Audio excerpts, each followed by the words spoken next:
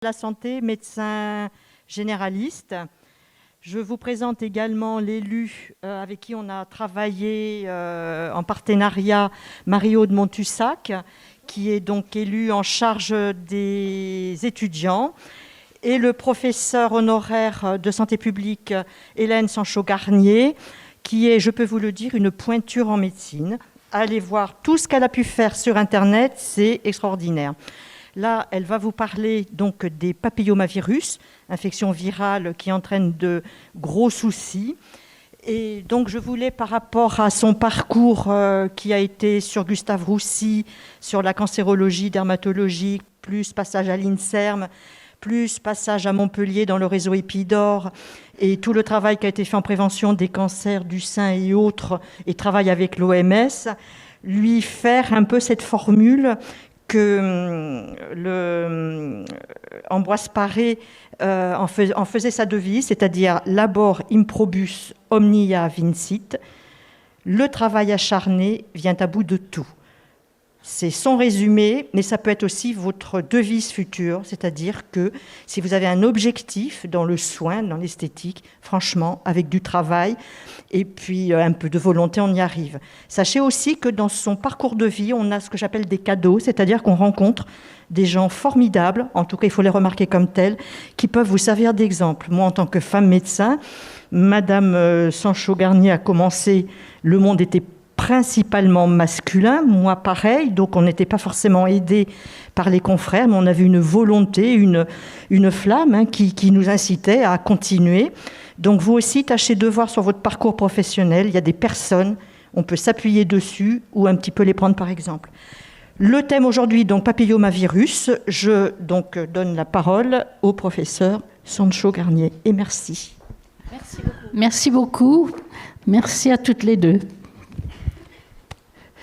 J'enlève le masque de manière et je vais me libérer du micro.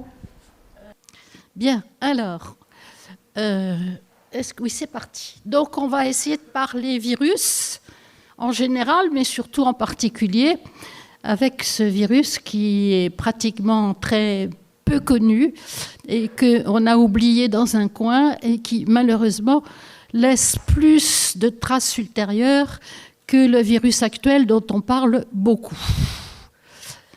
Alors, les virus. Je me permets de vous faire un petit rappel sur les virus parce que je crois que je ne sais pas si on fait ça en première année d'école d'infirmière, mais je peux vous dire que beaucoup de médecins eux-mêmes ont oublié un petit peu ce qu'étaient les virus. Donc les virus sont effectivement la plus petite structure vivante qui existe sur Terre. C'est composé effectivement d'une molécule, voire de 2 molécules au maximum, et c'est tout petit. Alors ici, vous avez effectivement la grandeur des cellules qui composent notre corps, comme vous le savez, et celui des êtres vivants, que ce soit les animaux ou les végétaux. Et vous voyez que le virus en taille se situe dans cette zone-là, donc nettement plus petit que la cellule, c'est pour ça qu'il va pouvoir aller entrer dans les cellules, et qu'il n'est visible qu'avec soit des rayons X, soit l'IRM. La structure des virus, alors il y a 2 formes. La plus simple, et c'est le cas du virus HPV, c'est juste les molécules d'acide désoxyribonucléique ou ribonucléique, c'est-à-dire des molécules de protéines qui sont liées ensemble, qui forment des chaînes. Donc on a soit des virus qui ont l'ADN et d'autres virus qui n'ont l'ARN. Bon, c'est juste une question de disposition des molécules sur les chaînes. Et puis ils sont entourés, cette molécule est entourée par ce qu'on appelle une capside avec des protéines qui vont effectivement protéger leur acide nucléique, ADN ou ARN. Donc voilà, c'est très simple. Et certains de ces virus ont en plus une enveloppe qui va protéger l'ensemble. Ici, ce n'est pas le cas du virus HPV. Donc on les appelle, c'est pas difficile, virus enveloppés. Donc, voilà comment sont, vous voyez, c'est très très simple comme, effectivement, comme structure. Bon, jusqu'ici, c'est à peu près clair, hein. Donc, ce qui est important à comprendre, ce qui est très important à comprendre, c'est qu'un virus ne peut pas vivre hors d'une cellule. Donc, un virus, quand il n'est pas dans une cellule, il meurt. Donc, sa seule façon de survivre et de se multiplier, c'est de pénétrer dans des cellules. Donc, vous voyez aussitôt qu'on peut se dire, si je l'empêche d'entrer dans la cellule, eh bien, il va mourir.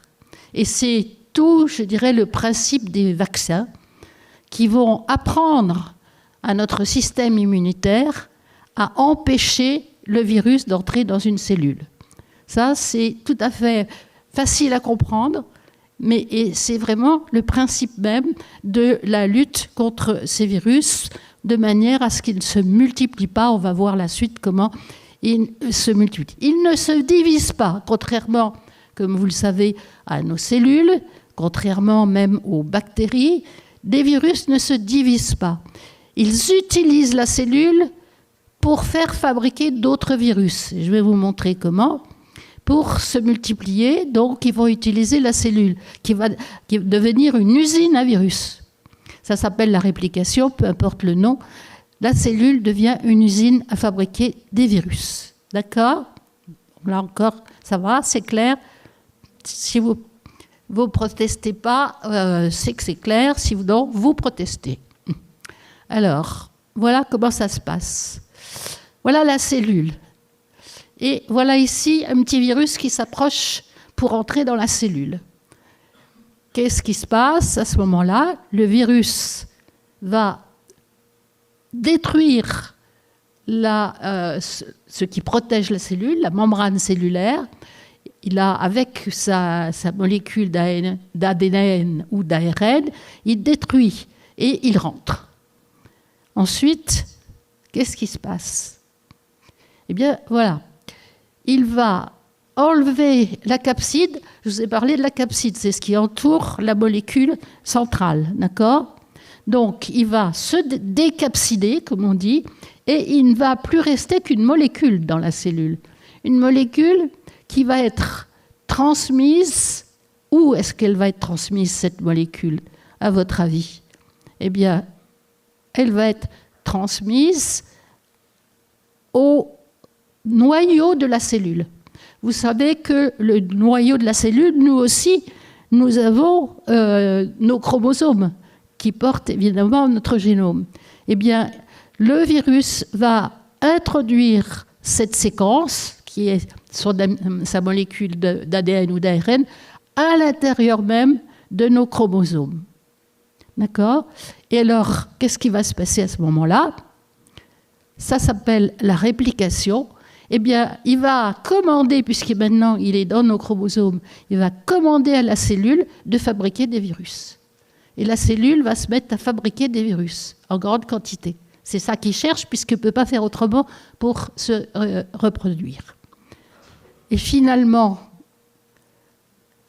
quand la cellule a fait ces petites molécules, eh bien, elles vont s'assembler ensemble pour reformer un ARN ou un ADN. Ça s'appelle la maturation. Donc de là, il va maturer, puis il va de nouveau s'encapsuler et être libéré dans ce qui est autour de lui, c'est-à-dire la plupart du temps le sang, mais ça peut être des autres cellules qui sont autour. Il y a des virus qui ne se propagent pas au sang, comme le virus HPV, mais dans les cellules qui sont autour, les autres cellules qui sont autour de cette cellule-là. Et donc, il va comme ça infecter les autres cellules qui sont autour de la cellule qu'il a infectée en premier. Donc, vous voyez que empêcher les virus de pénétrer dans une première cellule, dans des premières cellules, c'est très important pour la suite, parce que ça l'empêche de se multiplier. Et donc, à ce moment-là, eh ben, il se multiplie et il meurt. Ça va pour l'instant? Ça, c'est clair? Si vous avez compris ça, ça va vous permettre de comprendre comment lutter contre ces virus ensuite. Donc, toutes les cellules vivantes, que ce soit humaines, que ce soit les plantes, que ce soit les animaux, peuvent être infectés par des virus et devenir des réservoirs de virus. Toutes les cellules. Tous les organismes vivants peuvent donc être infectés par des virus, pas forcément par les mêmes d'ailleurs. Ça entraîne des maladies qu'on appelle les maladies infectieuses virales. D'accord ? Bon, ça c'est facile. Quelles sont les voies possibles de contamination de ces virus ? Alors, je dirais, toutes les possibilités existent. Ça peut être l'eau, et donc par la bouche, bien évidemment. Hop. Ça peut être l'œil, bien évidemment aussi. Ça peut être la respiration. L'épidémie de Covid est due à une transmission respiratoire. Ça peut être aussi par des piqûres d'insectes. Ça peut, donc à ce moment-là, c'est dans le sang. Ça peut être aussi, et c'est le cas des virus HPV, par les organes sexuels et donc par les relations sexuelles. Donc tout est possible dans le domaine viral. Alors là, ça aussi c'est très important à comprendre parce que ça va vous donner la suite ensuite de l'évolution de ce qui se passe lorsqu'on est infecté par le virus. Soit le virus est entré, il a infecté les cellules, la cellule est détruite et du coup va provoquer une maladie. Ça, c'est la maladie infectieuse liée au virus. Ça peut être avec des symptômes. Soit il est entré dans la cellule, mais il ne provoque pas de maladie. Parce qu'il reste ce qu'on appelle quiescent. Il n'essaye pas de se multiplier dans la cellule. Il reste là. Il est entré. L'infection, il est entré dans plusieurs cellules, bien évidemment, mais c'est inapparent parce qu'il ne transforme pas la cellule, pour l'instant, dans un premier temps, en usine à virus. Donc il est là, il est caché dans la cellule. Et dans tous les cas, que ce soit la maladie qui a des symptômes ou le virus qui est caché dans l'organisme, dans tous les cas, bien sûr, nous, on se défend. Notre organisme n'aime pas du tout être infecté par les virus, donc on se défend. Et qu'est-ce qui nous aide à nous défendre ? C'est notre système immunitaire. Système immunitaire qui comprend diverses possibilités, soit des substances qui vont détruire les virus, dans le sang par exemple, mais surtout des cellules spéciales, qui sont les macrophages ou d'autres cellules de ce type-là, et qui vont, elles, détruire. Elles vont aller c'est les petits soldats de notre corps, et elles vont aller détruire tout ce qui est étranger à notre corps, et en particulier les virus. Alors, il est évident que si notre système immunitaire répond bien, on va le virus va affecter les cellules, mais très rapidement, il va être détruit et ce sera fini. Ou lorsqu'il se cache dans la cellule, là, c'est beaucoup plus difficile pour les macrophages de les détecter. Et donc, quelquefois, ça, c'est évidemment le problème qu'on va aborder maintenant. Donc, le virus peut persister dans l'organisme très longtemps. Il se cache quelque part dans les cellules, bien sûr, puisqu'il ne peut pas vivre autrement. Il est inactif. Il ne fait pas produire de virus par la cellule.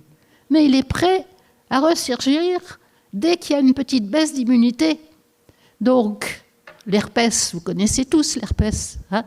C'est exactement ça. L'herpès, on fait des boutons de fièvre quand, par exemple, on est fatigué, ou d'autres moments. Eh bien, c'est exactement ça. Et après, le bouton de fièvre est guéri, mais ça ne veut pas dire que vous êtes débarrassé du virus. Le virus herpès va rester toujours dans les cellules de votre corps pour ressortir de temps en temps. Alors, ça perturbe bien évidemment le bon fonctionnement des cellules. Et malheureusement, l'herpès, c'est un virus qui ne vous donne qu'un petit bouton de fièvre et pas grand-chose d'autre, enfin d'autres petites maladies, mais pas très graves. Mais certains virus vont conduire au développement de tumeurs, soit des tumeurs bénignes, c'est les verrues. vous connaissez tous les verrues, hein, ben les virus sont dus à des virus, effectivement. Hein. Alors ça, c'est des tumeurs bénignes, ça ne va pas faire grand-chose sur l'ensemble du corps, mais c'est quelquefois très ennuyeux, on va le voir. Ou bien, effectivement, ça va devenir des tumeurs malignes. Donc c'est là une des complications, je dirais, majeures d'une infection virale, et c'est le cas de ce fameux HPV qui vont, on va voir, finir par créer des cancers dans notre organisme. Donc la cellule devenue cancéreuse, c'est-à-dire que le virus l'a transformée, et de façon à ce qu'elle ait un comportement anormal, non seulement fabriquer d'autres virus, mais ils vont aussi la transformer pour que la cellule devienne absolument immortelle. Les cellules, normalement, toutes les cellules de notre corps, quand elles sont un peu vieilles, etc., ben elles meurent. Hein, ça s'appelle l'apoptose, mais elles meurent et puis c'est fini. Mais là, le virus va faire que les cellules deviennent immortelles. Donc elles sont immortelles et elles fabriquent du virus, elles fabriquent du virus, elles fabriquent du virus. Et bien évidemment, dans ce cas-là, elles sont plus capables de fonctionner et de faire ce à quoi elles sont destinées. Hein, si nos cellules hépatiques se mettent à ne plus faire la fonction liée au foie, hein, etc., eh bien, évidemment, ça détracte absolument les fonctions du foie en général, etc. Donc, vous voyez que ça, c'est vraiment des virus dangereux. Alors, j'ai résumé de cette façon-là un petit peu les phases possibles de l'infection virale. L'humain, est infecté par un virus. La plupart du temps, le système immunitaire va détruire ces virus. Donc le virus est vaincu, il est éliminé et il ne se passe plus rien d'autre. Pas toujours. Il y a des infections virales qui finissent mal. La polio, par exemple, finit quand même par n'être pas tout à fait en bon état après. Il y a, comme je viens de le dire, des virus qui persistent dans la cellule, non actifs, donc on n'est pas malade, mais on a un virus quelque part dans nos cellules. Soit, évidemment, il va rendre la cellule malade. Cette cellule malade, grâce à notre système immunitaire, va lutter contre ce virus et à ce moment-là, elle va guérir et il ne restera plus rien. Si, malheureusement, notre système immunitaire est débordé par la quantité de virus en particulier, eh bien, à ce moment-là, le virus est vainqueur et l'homme peut en décéder de la maladie qui a été créée par ce virus. Donc, voilà un petit peu tout le cycle possible. Et donc, c'est bien pour ça que les virus qui, quand ils sont vainqueurs, vont effectivement créer des maladies graves, dont les cancers. Alors, comment est-ce que un virus peut transformer une cellule normale en cellule cancéreuse, celle que je vous ai dit, qui devient immortelle et qui se multiplie et qui crée des tumeurs un petit peu partout dans le corps? Eh bien, tout simplement, c'est à cause de cette fameuse molécule d'ADN dont il est composé. Je vous ai montré que cette molécule d'ADN, il va la lâcher dans la cellule qui l'a infectée et que ce morceau de virus, plus petit que nos chromosomes, bien plus petit, va aller s'introduire dans nos chromosomes, là, à l'intérieur. Et du coup, c'est lui qui va commander. Vous savez que nos chromosomes, c'est nos petits ordinateurs internes, c'est dans le noyau de la cellule. Eh bien, ça commande un petit peu toutes les actions des cellules. Eh bien, lui, il va brouiller ces cellules en étant effectivement inclus du coup, dans nos chromosomes. Donc, c'est une cellule transformée par un virus et qui va obéir aux ordres des virus. Alors, ces virus qui aboutissent à des cancers, il y en a un certain nombre. Alors, voilà à peu près ce qu'on a repéré actuellement. Je ne dis pas qu'on a tout repéré. C'est ceux qu'on connaît à l'heure actuelle comme pouvant aboutir à des cancers. Alors, on a ce fameux virus de l'hépatite, le fameux contre lequel d'ailleurs on demande que tous les professionnels de santé soient vaccinés, n'est-ce pas? HBV, HCV, qui donne au point de vue infectieux une hépatite qui peut parfaitement guérir. Là, c'est l'infection, on s'en débarrasse, ou quelquefois ça devient chronique, comme vous le savez, mais surtout, ça peut aboutir à un cancer du foie. Alors, ces cancers du foie, il n'y en a pas beaucoup chez nous, bien que tout le monde ne soit pas vacciné contre l'hépatite. Mais, par exemple, c'est un problème énorme pour l'Afrique de l'Ouest. Pourquoi? Eh bien, parce que vont s'associer à ce virus des facteurs qu'on appelle, qui vont favoriser le développement des cellules en cancer. Et en Afrique de l'Ouest, on a ces substances qui sont les aflatoxines, qu'on trouve essentiellement dans les cacahuètes ou dans ce type de légumes, et vont aider le virus à pousser les cellules à se transformer. En France, on a aussi l'alcool. Les gens, effectivement, qui boivent trop d'alcool, ils abîment leur foie. Et à ce moment-là, le virus peut davantage transformer les cellules hépatiques en cellules cancéreuses. Donc il y a des aides au virus. On peut aussi essayer de travailler sur les aides au virus. Alors ce fameux papillome, qui est le principal d'aujourd'hui de ce que vous voulez parler, eh bien ces papillomes, je vous ai dit, peuvent créer des verrues tout simplement, qui sont bénignes, mais créent aussi des cancers. Donc, alors, la première chose bien connue, et c'est à partir de là qu'on a découvert ce virus, c'est les cancers du col de l'utérus.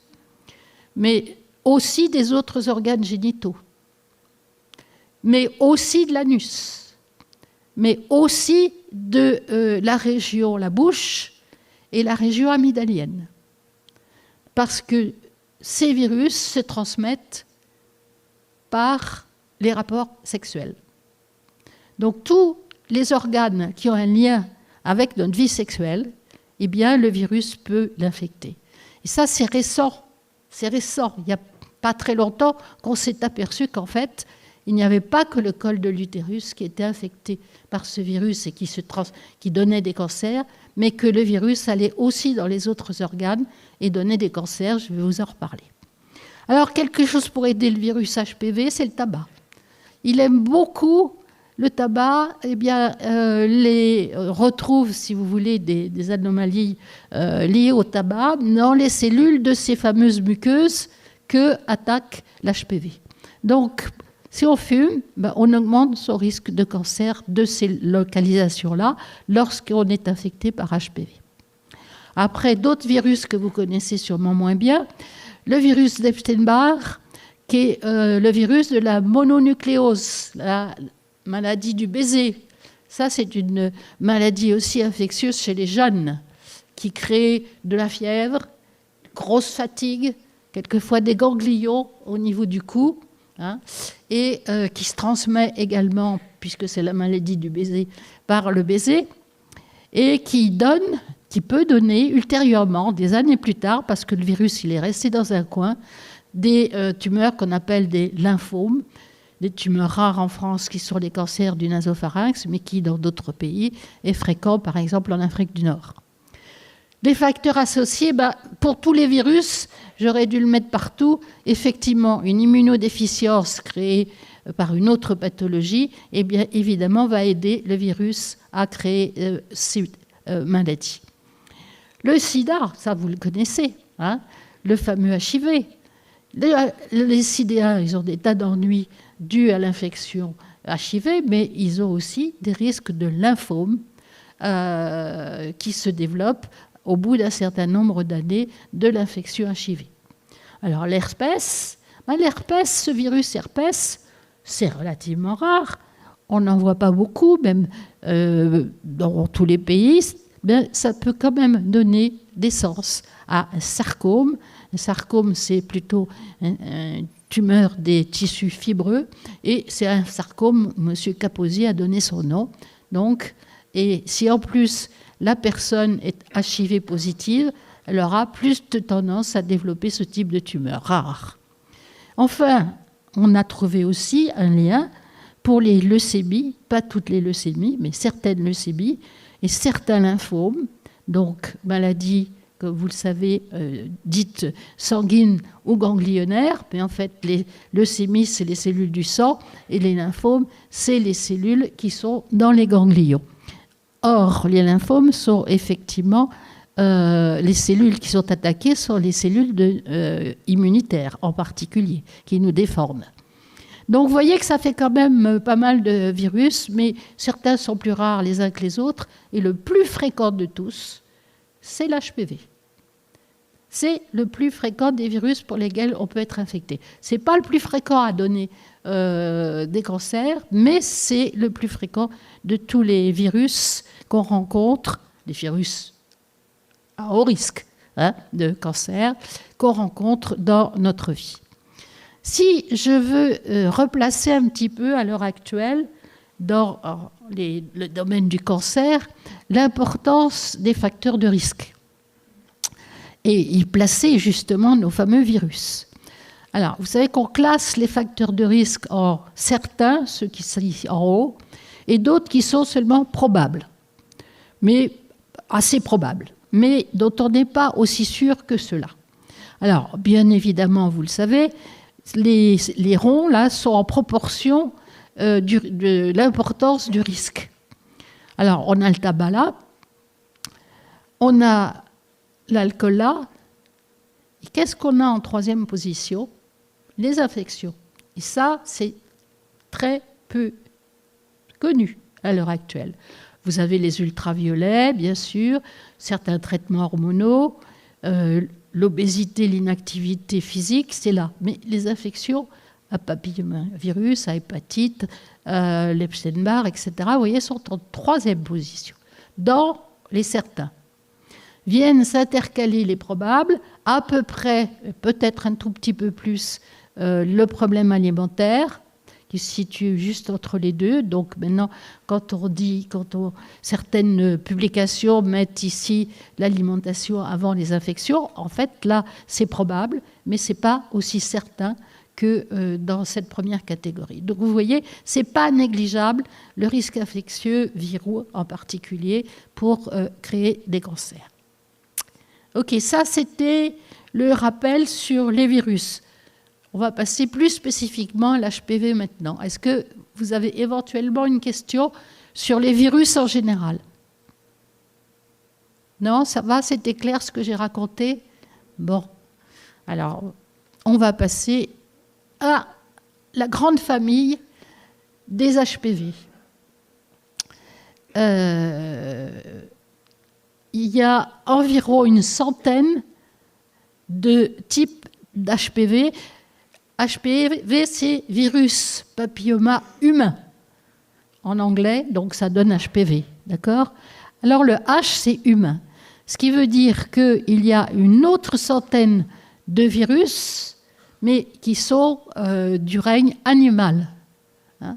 Donc ceux-là, on n'en parlera pas, ou pratiquement pas, parce qu'on ne peut pas les attraper. Les animaux les attrapent, mais pas tout. Mais la famille humaine, elle est déjà grande, une centaine. La découverte des HPV. Alors, ils ont été découverts, vous voyez, ce n'est pas vieux, puisque quand même le virus de la rage a été découvert bien avant par Pasteur, et le virus de la variole encore bien avant par M. Jenner, donc 1800 et quelques, donc 1976, par un Allemand qui s'appelle Harald Zurhausen et qui a trouvé ce virus dans les cancers du Gol. Donc il a fait le lien entre ces cancers et ce virus. Après, on a un vaccin dont les premiers vaccins apparaissent dans les années 91 et la mise sur le marché des vaccins en 2006. On est quand même à plus de 10 ans après. Hein, 15 même, je dirais. Hein, d'accord. Donc, on a des vaccins qui ont été expérimentés depuis plus de 15 ans. Alors, pas venir nous dire qu'on ne sait pas. Hein, pour le Covid, ah non, on ne se vaccine pas parce qu'on ne sait pas. Là, on a 15 ans de recul et je vais vous montrer les reculs que nous avons. Alors, prix Nobel, et bien sûr, voilà. Alors, je ne comprends pas que j'ai des diapos qui ont sauté. Bon, ça ne fait rien, on va continuer. Je n'ai pas dû prendre le bon, c'est pas grave. Alors, donc, les virus HPV, les voilà. Voilà leur allure. Donc, j'ai dit un nucléotide central, une capside. D'accord ? Et ils sont à ADN. C'est un virus très ancien parce que, apparemment, on en retrouve des traces au Néandertal. Donc, vous voyez que ce n'est pas d'hier. Il est petit et bon, il n'est pas enveloppé, comme je vous ai dit, mais entouré, bien sûr, comme tous les virus, d'une capside protéique. Il est très résistant en milieu extérieur. Ça, c'est important. Pourquoi ? Parce que ça veut dire que même s'il n'est pas dans une cellule, bien sûr, il va mourir s'il n'est pas dans une cellule, mais il va rester longtemps. Il peut rester assez longtemps sans mourir. Hein.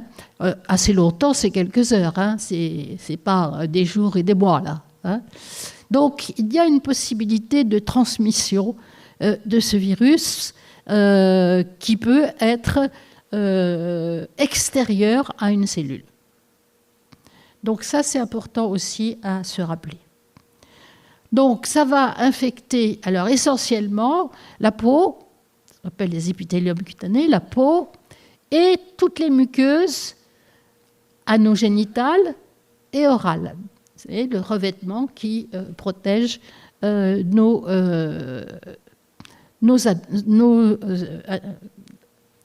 organes. Pardon. C'est vrai pour les garçons comme pour les filles. C'est simplement parce qu'on a commencé à trouver le virus sur le col de l'utérus qu'on ne s'est attaqué pour la vaccination qu'aux filles, ce qui était évidemment une erreur, parce que les garçons sont infectés par ces HPV, tout comme les filles. Là aussi, à bien se souvenir. 50-50. Alors, ce que je vous ai un peu abordé tout à l'heure, c'est ce qu'on appelle la spécificité d'espèce. Il y a une centaine de types chez les humains et une centaine de types dans le règne animal. Les virus papillomaires n'infectent aucune autre espèce, c'est-à-dire les virus animaux n'infectent pas les hommes, les virus humains n'infectent pas les animaux. Votre chat peut avoir un virus. Les chats ont des virus papillomaires, mais ce n'est pas les mêmes que les nôtres. Alors, ce que font en particulier tous les virus, humains ou animaux, peu importe, ils favorisent la prolifération des cellules. Je vous ai expliqué, il faut se multiplier les cellules. Et petit à petit, cette prolifération reste bénigne un bon bout de temps, mais elle peut devenir maligne, comme on l'a vu.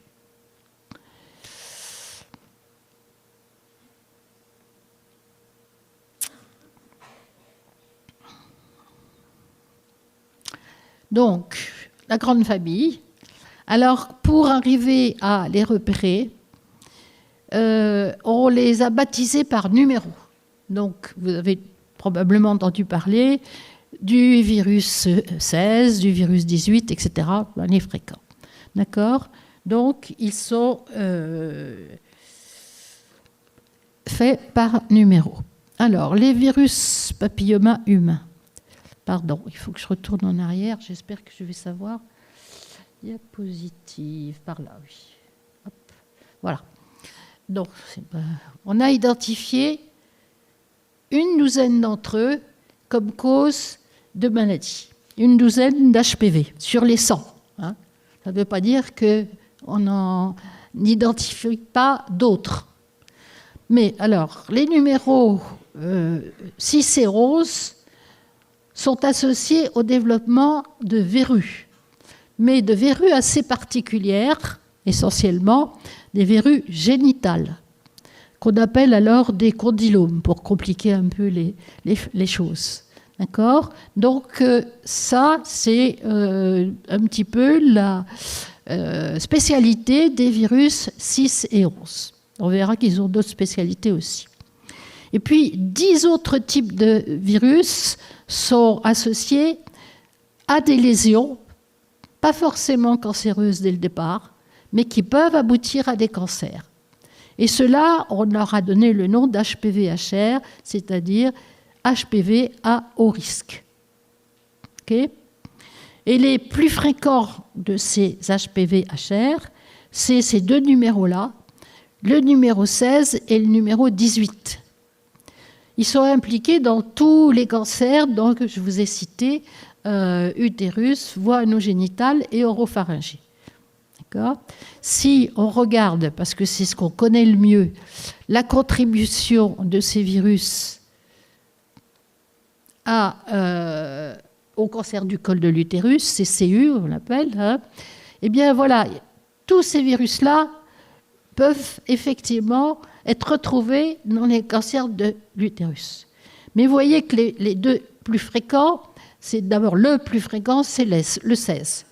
Et si j'émets le 16 plus le 18, ben je vais le retrouver dans 70% des cancers du col de l'utérus.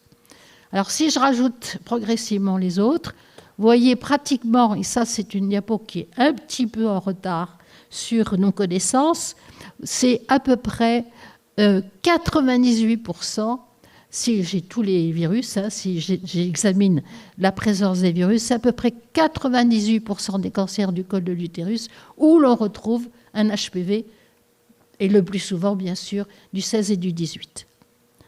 Donc, vous voyez que pour le cancer du col, c'est quasiment, si on ne l'a pas retrouvé dans 2%, c'est probablement qu'on n'a pas su rechercher ou que c'est un nouveau numéro qu'on n'a pas encore identifié. Donc, très, très fréquent. Alors, maintenant, on va parler, parce que là, c'est le point important, comment s'attrapent ces virus. Alors, ces virus, comme je vous l'ai laissé entendre jusqu'à maintenant, sont partie des maladies sexuellement transmissibles, des infections sexuellement transmissibles appelées IST. D'accord ? Donc, on va l'attraper par tous les actes de la vie sexuelle. Ce qui veut dire quoi ? Bien, c'est que ces virus, comme je vous l'ai dit, même hors cellule, eh bien, ils persistent un certain temps. Donc déjà, on peut simplement l'attraper de contact de peau à peau. Ça, c'est possible. C'est plus rare, mais c'est possible. Alors, bien évidemment, le plus fréquent, ce sont les contacts de type sexuel, que ce soit la pénétration vaginale ou anale, les rapports orogénitaux, les contacts intimes, alors le peau à peau, je vous l'ai dit, etc., et y compris les sextoys, n'est-ce pas ? Donc, ça, c'est la façon d'attraper un HPV. Alors, bien sûr, les garçons aussi peuvent l'attraper et le transmettre. Hein ? Si les filles, elles ont eu des cancers du col avec des HPV, qu'on s'est dit, mais on ne s'est même pas posé la question de comment elles avaient attrapé leur HPV. Ce qui est assez ridicule. Mais c'est comme ça la vie, on ne trouve pas intelligent tout de suite. Donc, le virus HPV, quasiment, 80-90% des humains le rencontrent un jour dans leur vie. Donc, bien évidemment, 80-90% n'ont pas, et heureusement, développé de cancer à cause de cet HPV. C'est une des infections sexuelles transmises des plus fréquentes. Hein, je vous l'ai mis là. 70-80% des hommes et des femmes sexuellement actifs, mais y compris même peut-être non actifs, parce que, comme je vous l'ai dit, comme il résiste un certain temps, il peut aussi résister sur les instruments gynécologiques, par exemple, quelque temps. Donc, il est très important, la désinfection, les infirmières elles le savent bien, des instruments quels qu'ils soient est capital parce qu'ils peuvent rester quelques heures sur les instruments. Donc, il peut y avoir des transmissions qui soient indépendantes de la vie sexuelle. Contagiosité élevée, 60% des partenaires, des sujets qui sont eux-mêmes infectés, développent une infection. Donc, effectivement, si vous avez un HIV, même si vous n'êtes pas malade, vous pouvez transmettre le virus, bien évidemment. Ça, c'est tout à fait important à savoir.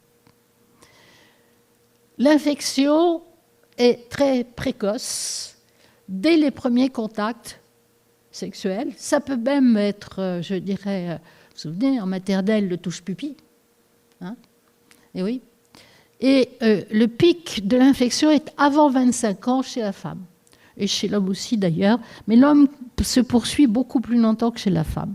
Alors là, il y a un petit graphique qui est probablement, je ne sais pas si facile à voir sur la diapo. Vous voyez, c'est le pic d'infection par les HPV, essentiellement moins de 25 ans. Ça, c'est chez les femmes, par classe d'âge. Ça diminue très fortement pour, très intéressant, remonter, pic d'infection, hein, remonter après la ménopause. Et en particulier, ce qu'on trouve comme virus HPV après la ménopause, ce n'est pas les 16 et 18, c'est les autres. Ce qui veut dire qu'on s'est protégé contre le 16 et 18, même si on l'a eu. Et donc, ensuite, si on rencontre un virus HPV, les 16 et les 18 ne peuvent plus pénétrer nos cellules. Tout simplement parce qu'on les a eus et que notre système immunitaire, maintenant, le reconnaît quand il veut rentrer et pouf, lui dit « va te faire voir ailleurs ».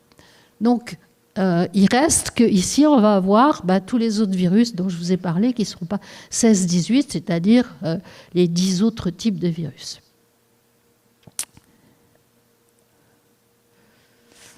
Alors, là aussi, comme je vous l'ai montré pour les autres virus, il y a des cofacteurs, des choses qui vont favoriser l'infection. Plus on est jeune, plus on s'affecte facilement, parce que le système immunitaire des jeunes est moins bien développé, il n'est pas adulte encore, comme l'ensemble du corps, et donc il protège moins bien les plus jeunes. C'est lié aussi au nombre de partenaires. Plus vous avez de partenaires, plus vous prenez un risque. Et surtout s'il y a un faible intervalle entre deux partenaires différents. Donc, vous augmentez votre risque, bien sûr, puisque vous multipliez le risque par 2 si c'est 2 partenaires, ou par 3 ou 4 si c'est plus.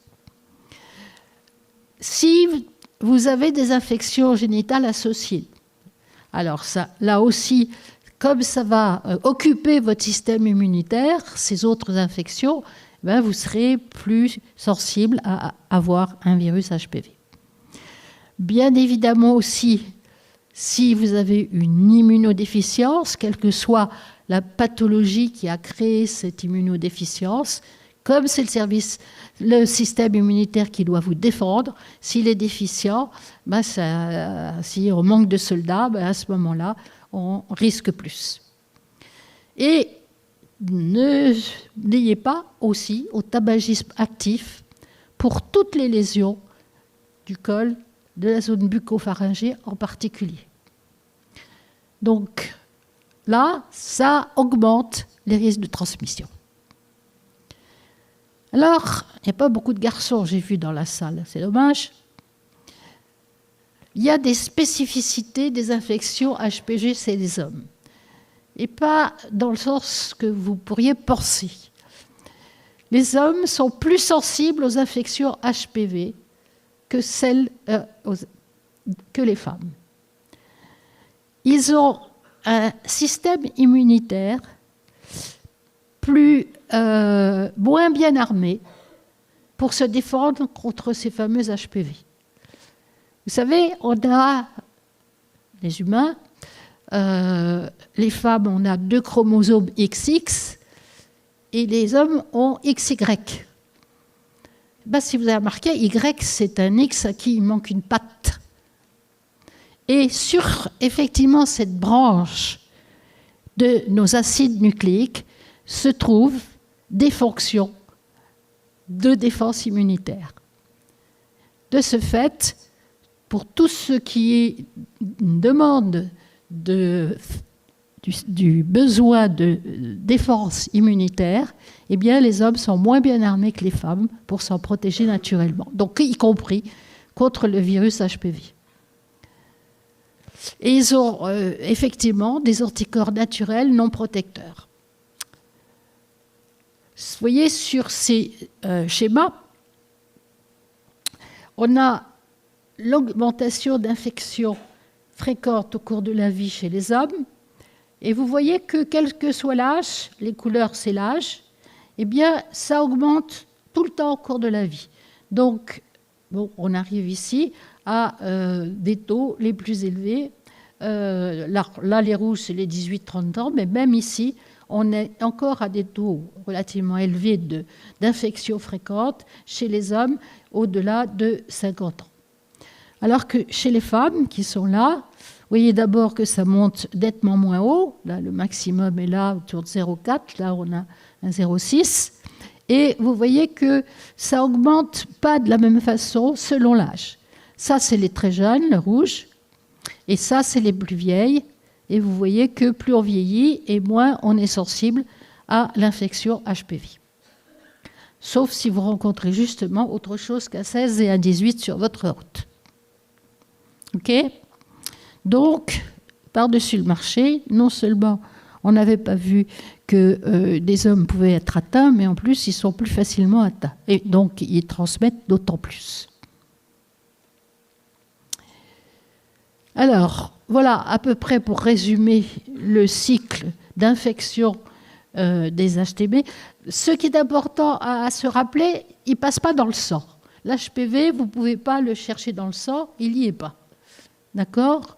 Donc, vous pouvez chercher les anticorps anti-HPV, comme on cherche les anticorps anti-SARS, mais il ne passe pas dans le sang. Il infecte une cellule. Bon. Il se multiplie, vous voyez, au départ, simplement, il fait une dizaine de replications dans la cellule. Alors, il infecte d'autres cellules, et petit à petit, il en produit de plus en plus.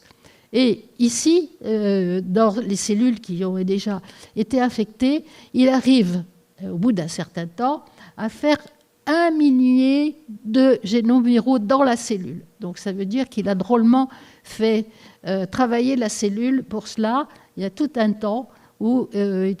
donc après, les cellules contiennent des gènes viraux, qui sont le E et le L ici, et puis bien évidemment... Les particules sont assemblées, comme je vous ai montré tout à l'heure, et pouf, ça va continuer à infecter les autres cellules. Donc, ça, ce qui est important surtout dans cette diapo, pas de virémie, pas de cytolyse ou de mort, donc s'il était dans le sang, ce qui pourrait se produire. Et un cycle infectieux long, ça veut dire que c'est pour ça que lorsqu'il reste dans une cellule, ça va mettre... beaucoup de temps, s'il ne détruit pas la cellule, s'il ne la fait pas se multiplier trop vite, etc., eh bien, il va être caché pendant très longtemps. Donc, se rappeler que c'est un virus très fréquent, qu'il est très difficile d'y échapper. Près de 90% de ces infections sont sans symptômes. Vous avez été infecté, vous n'avez pas de symptômes, bon, on ne va pas le chercher, il n'y a pas de symptômes. Ça guérit spontanément et ça passe inaperçu. Et ça augmente le risque de transmission. Hein, d'accord ? Donc 90%, on ne sait pas qu'on a été infecté. Alors, on élimine le virus, c'est fini, mais on n'a pu le transmettre. C'est par contre l'infection qui persiste pour les 10%, un peu moins même que 10%, où le virus ne donne pas d'infection, n'est pas éliminé, et il reste dans les cellules. Donc, il va produire, comme je vous l'ai déjà dit, des tumeurs soit bénignes, et ça c'est le numéro 6 et le numéro 11, ces fameux condylomes, donc situés sur les muqueuses génitales, le vulve, le vagin, l'anus, j'aurais pu mettre le pénis aussi, vous voyez, on oublie, mais le pénis aussi. Et c'est très difficile de s'en débarrasser. Ça peut aussi provoquer quelque chose qui est très ennuyeux, c'est des verrues aussi, mais qu'on appelle papillomes, mais ils n'ont pas tout à fait la même structure, je dirais, sur la paroi du larynx. Et on a identifié plus de 100 000 verrues anogénitales HPV+, par an en France. Et je peux vous dire que c'est probablement beaucoup plus. Parce que un certain nombre de personnes, pas pour le papillome, parce que ça crée trop de problèmes, ne vont pas être répertoriées comme ayant des verrues vulvaires, vaginales ou anales. Donc, largement plus de 100 000 verrues anogénitales, HPV positives annuelles, et concernant par moitié les hommes et les femmes, sont diagnostiqués dans chaque année en France. Ça fait quand même beaucoup. Et c'est un peu embêtant parce que voilà, ces lésions sont elles-mêmes très contagieuses. Elles surviennent sur des sujets jeunes. Donc, entre l'infection et l'apparition d'une lésion, il se passe 3 à 6 mois en moyenne. Donc, on ne fait pas toujours le lien entre la personne qui infecte et l'autre personne. Alors, c'est essentiellement chez les jeunes, comme je vous l'ai dit, avec un pic de prévalence vers 20-24 ans, et très contagieux, très très contagieux.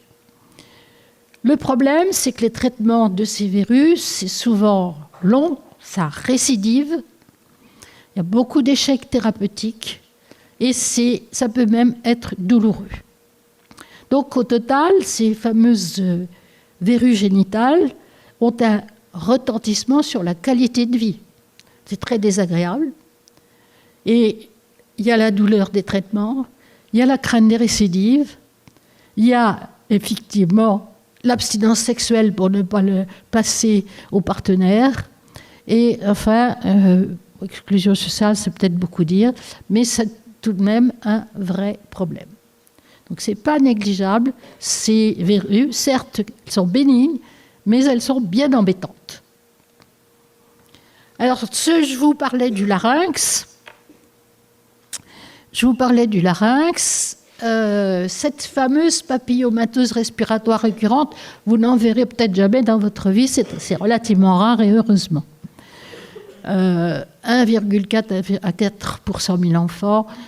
C'est lié à ces deux virus 6 et 11. Donc ce sont aussi des verrues récurrentes, mais au niveau du larynx. C'est beaucoup plus encore ennuyeux qu'au niveau anogénital. Il y a 2 formes. Il y a une forme juvénile qui se manifeste chez vraiment les tout petits avant 5 ans. Et il y a une forme adulte qui débute un peu plus tard, vers 20 et 40 ans, et qui est un peu moins agressive. Donc chez l'enfant, la probabilité, c'est que ce soit une transmission de la mère à l'enfant pendant l'accouchement. Chez l'adulte, bien sûr, ce sont les rapports orogénitaux. L'évolution de ces papillomatoses, c'est la même chose que les verrues génitales. Ça a une tendance à la récidive et à l'extension sur l'ensemble des voies respiratoires. Ça entraîne beaucoup de problèmes fonctionnels au niveau de la voix et au niveau du pronostic vital, parce que ça peut empêcher de respirer. Donc, les traitements, c'est chirurgicaux, mais malheureusement, on est obligé, il y a des récidives, de recommencer, et ça entraîne vraiment, pour les personnes qui ont cette maladie, ça entraîne vraiment des gros problèmes de vie, respiratoires et autres. Donc ça, c'est rare, mais ça existe, il faut le savoir. Alors ensuite, donc ça, d'une part, il y a tout ça, de l'HPV, plus 100 000 par an en France chaque année, ça fait beaucoup, 50% d'hommes, 50% de filles. Bon, je reviens en arrière, pardon. Alors après c'est les lésions précancéreuses. Alors, c'est dû au ce fameux HPV dit à risque, HPV-HR. Ils sont responsables d'environ 30 000 lésions précancéreuses sur le col par an, parce que ce sont les seuls qui sont pour l'instant répertoriés. Donc, il faut y ajouter bien sûr toutes les autres localisations, vulve, anus surtout. Et ces 30 000 lésions, plus ou moins, on les repère et on les comptabilise parce que ça entraîne des conisations. Donc, celles-là sont évidemment comptabilisées et ça entraîne aussi plus de 36 000 conisations chaque année parce qu'il y a des récidives. Quand on a eu une conisation, on a des risques accrus de fausse couche et d'accouchement prématuré. Donc, ce n'est pas négligeable non plus. Donc, ces lésions par-dessus le marché, les fameuses lésions, elles s'appellent précancéreuses, pas pour rien, ça peut conduire, si on les laisse, si on les enlève pas, si on les traite pas, si on les diagnostique pas, au développement de cancer au niveau des organes infectés par ces virus-là. Donc ça est aussi quelque chose d'important, de fréquent et de non négligeable, même si on peut les traiter avant qu'ils deviennent des cancers. Pour vous montrer les lésions précancéreuses du col, l'évolution entre 2005 et 2014 en France. Donc, pour les moins de 25 ans, nous sommes ici en bas. Pour les 45-64 ans, nous sommes ici en haut. Vous voyez que ces lésions, elles ne diminuent pas. Chez les jeunes, ça diminue un petit peu. Alors, c'est des lésions du col, donc c'est des filles, et une certaine partie de ces filles a été vaccinée. Donc, on a cette petite tendance ici, dans les années 2013-2014, à une réduction de ces lésions. Et dans les pays où les filles ont été vaccinées depuis plus longtemps qu'en France et de façon beaucoup plus importante, eh bien, on a là une diminution très forte. Par contre, à l'heure actuelle, et pour les femmes de 25 à 45 ans, qui ont cet âge-là dans ces années-là, vous voyez que ça ne diminue pas, c'est normal, puisque les lésions, on n'est pas vacciné, là c'est des femmes non vaccinées, et donc ça continue à évoluer vers le haut.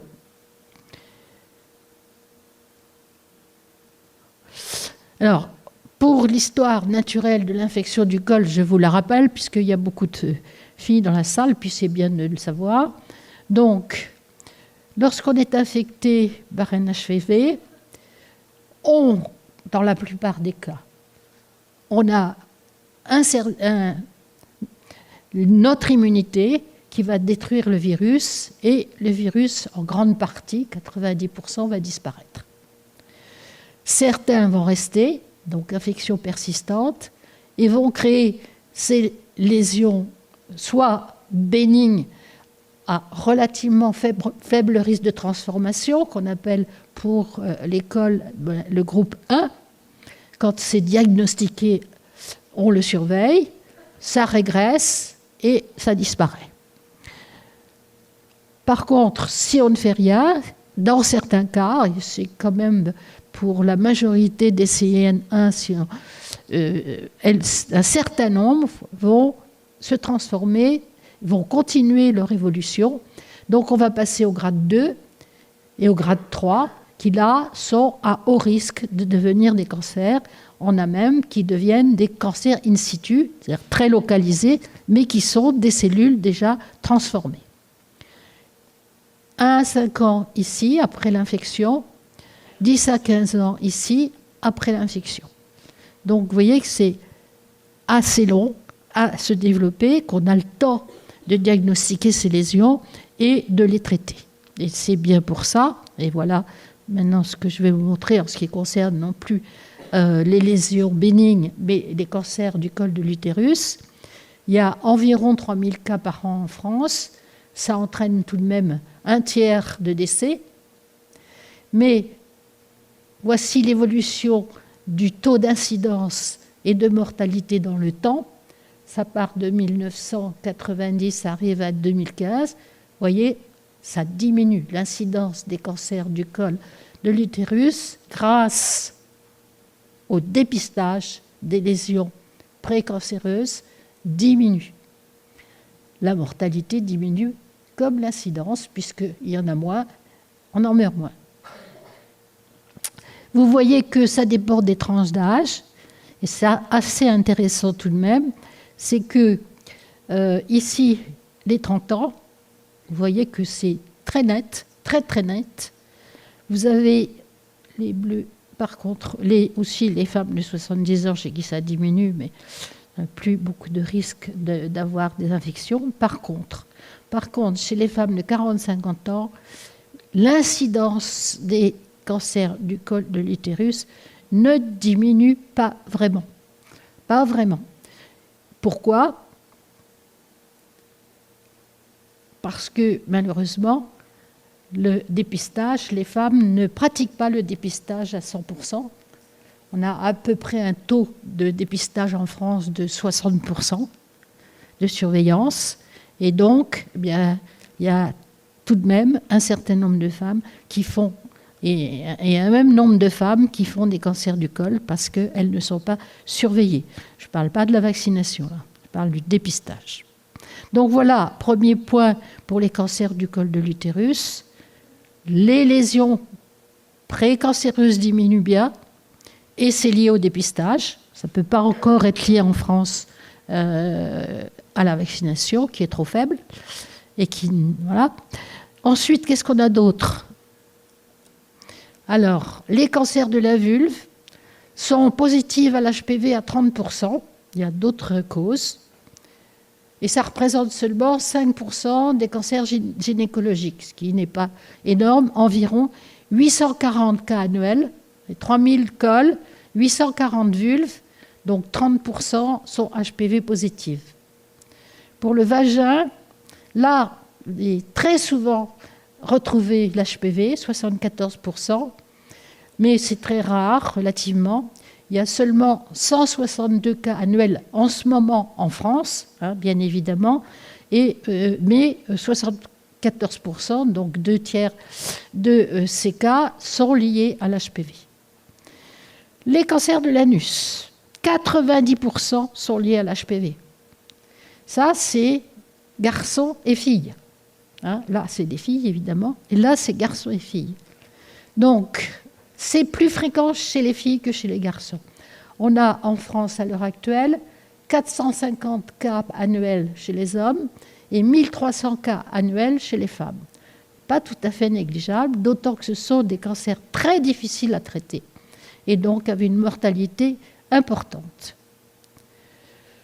Les hommes qui ont des relations sexuelles avec les hommes ont un risque qui est multiplié par 7, et les hommes qui sont déjà infectés par le VIH ont un risque multiplié par 100.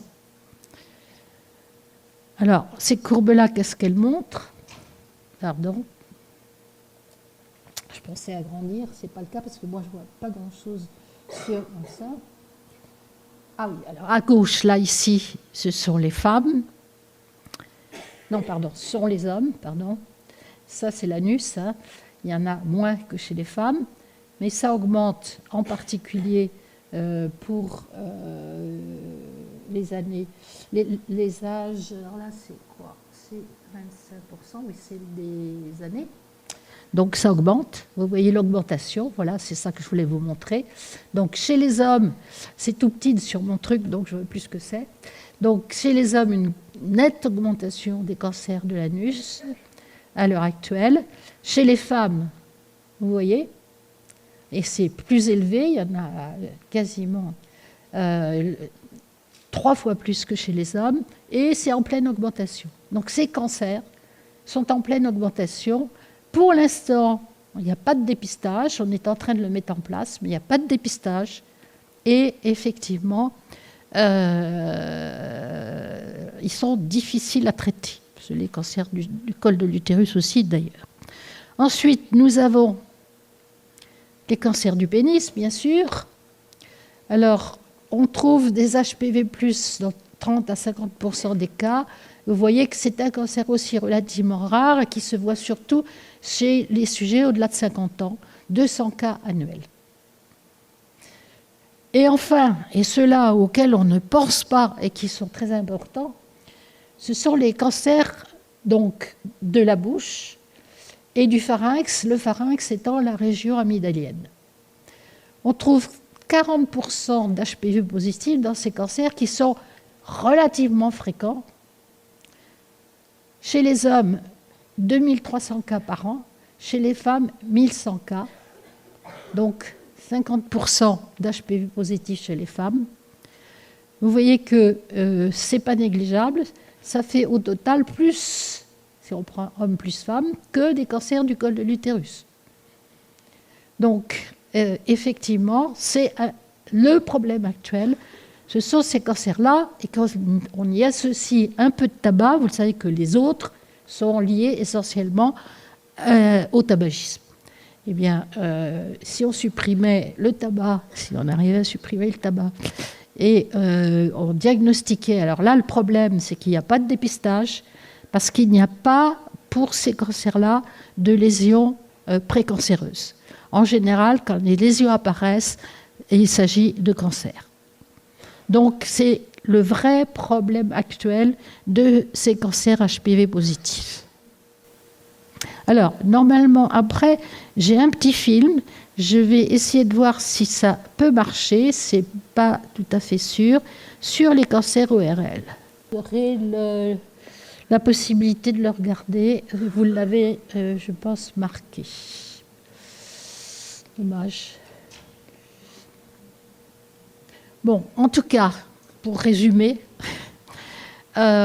l'évolution donc, des lésions dont je viens vous parler a entraîné en 2018, donc c'est récent, en France, environ 8 à 9 000 nouveaux cas de cancer, dont un tiers chez les hommes.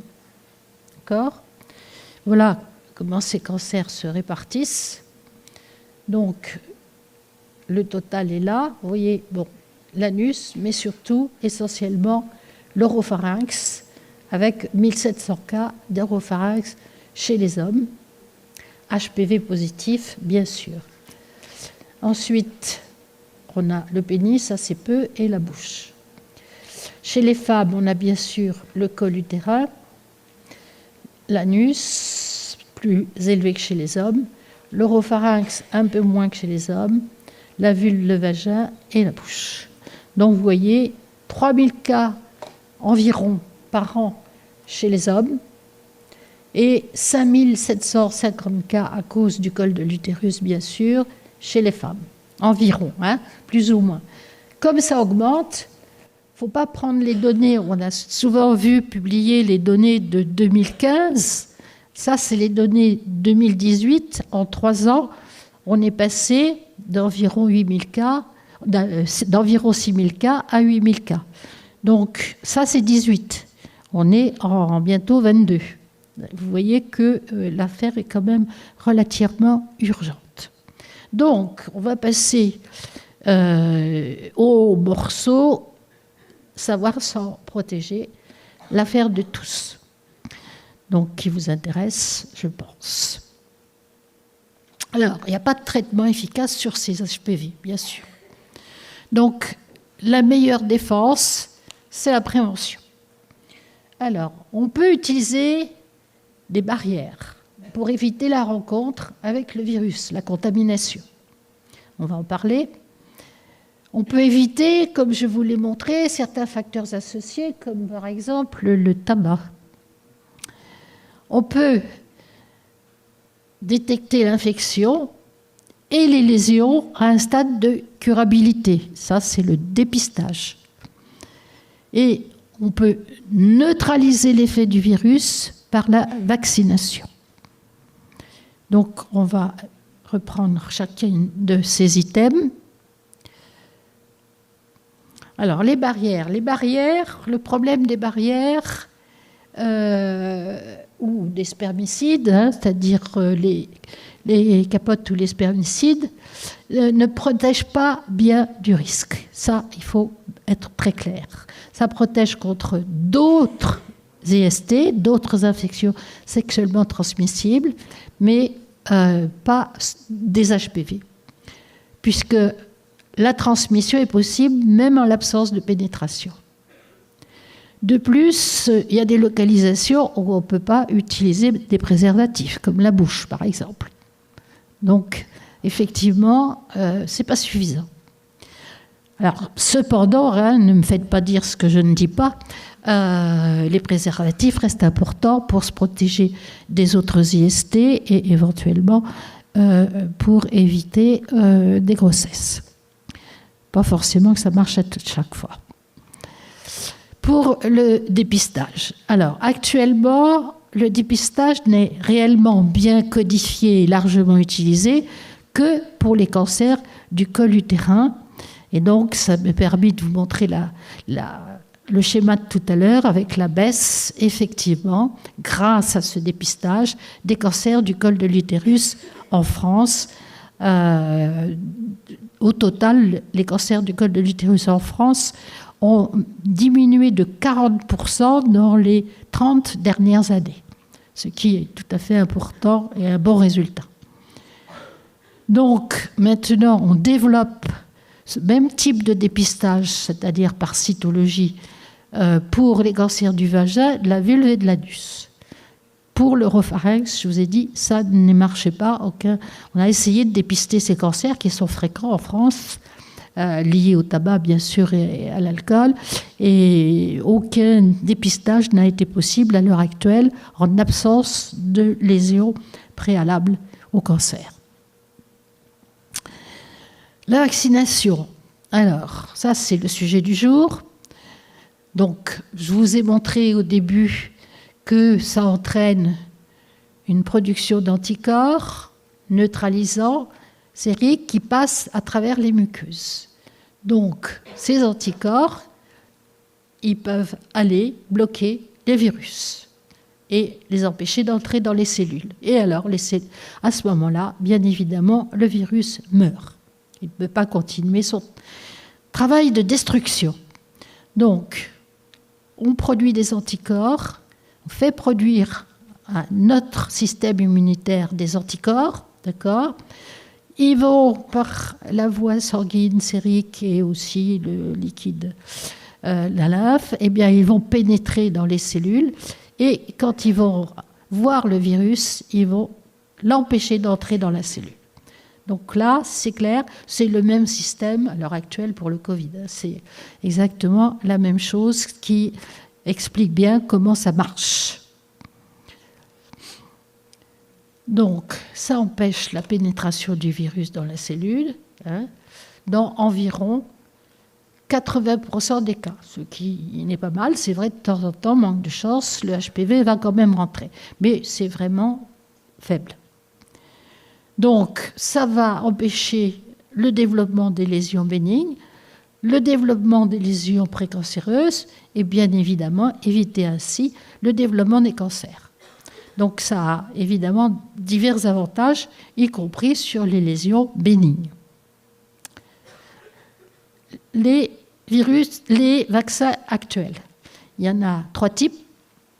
On a commencé par faire un vaccin bivalent sur les virus 16 et 18. Puis, comme les verrues génitales, c'était vraiment, et les papillomatoses laryngées, c'était vraiment très embêtant, on a fait ce qu'on appelait un vaccin quadrivalent avec du 6, du 11, du 16 et du 18 pour éviter. Et puis, à l'heure actuelle, et c'est le seul qui doit être maintenant utilisé, c'est le nonavalent. 9 types de virus sont dans le vaccin. Enfin, le vaccin va protéger contre 9 types de virus en fabriquant des anticorps contre tous ces types de virus. Donc, ça commence à représenter une protection qui va toucher les 90%. Alors, l'efficacité. L'efficacité, on en parle beaucoup pour le Covid. Là, je vous ai montré que c'était sur le marché depuis 2006. On a beaucoup de travaux qui ont été faits. Là, c'est juste des publications qui, effectivement, montrent l'efficacité du vaccin.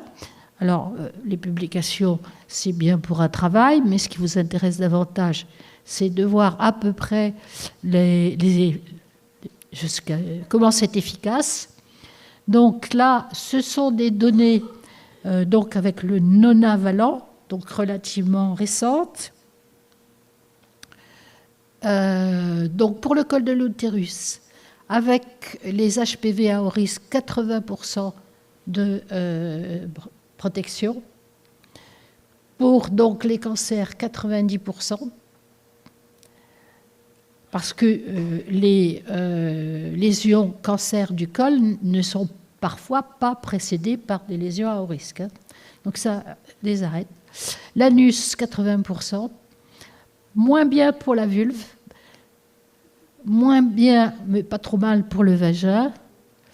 Et sur les verrues condylomes, ça marche aussi bien. Alors, pour l'instant, on n'a pas de résultat aussi clair pour les lésions de la bouche. C'est en cours. Disons que c'est plutôt dans le sens positif, par chance.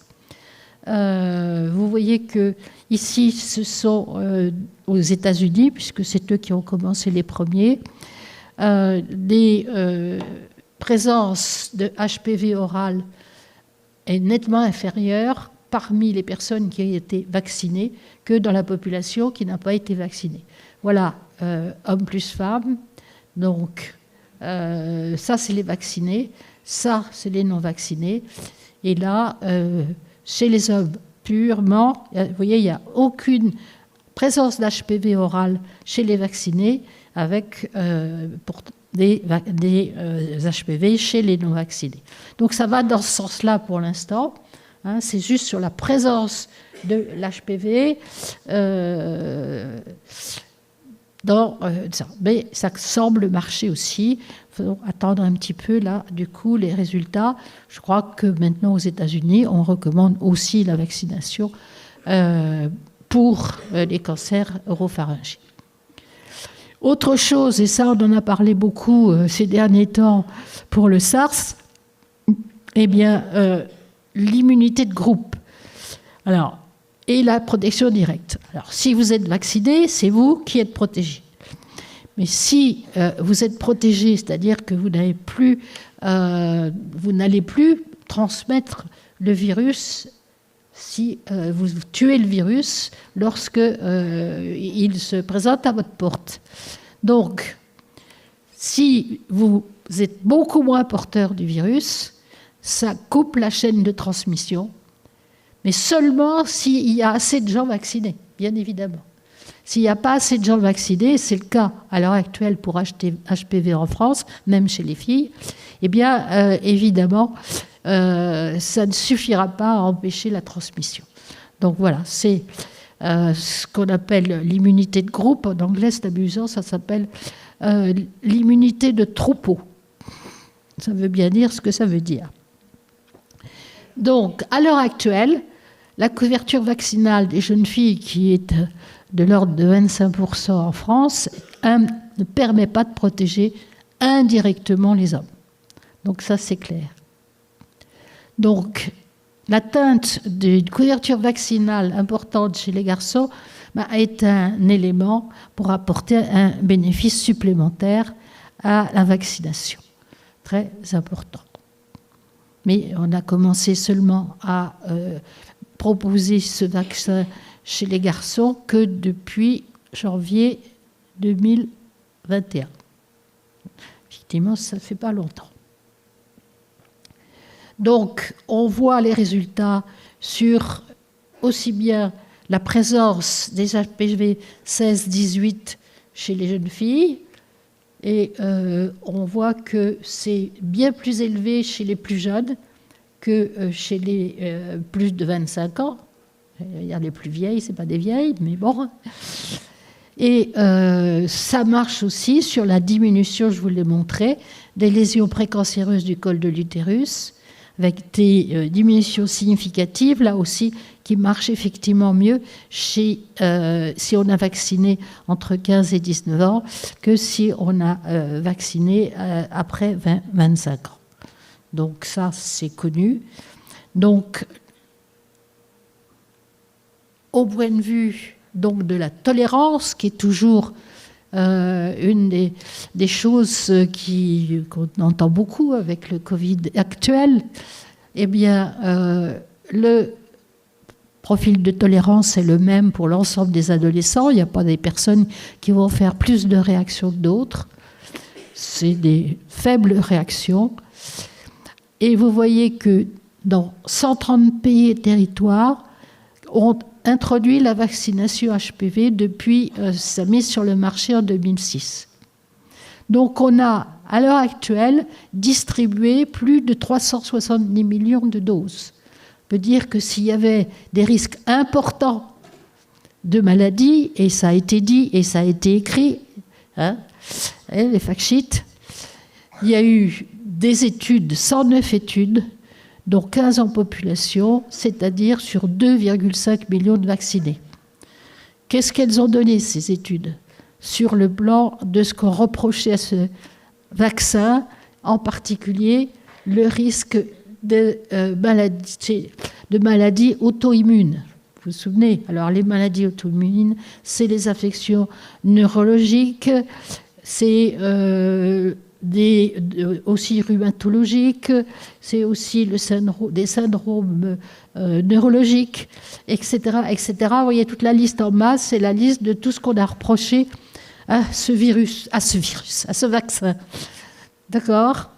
Or, sur les millions de vaccinés, on n'a pas observé de différence entre les vaccinés et les non-vaccinés.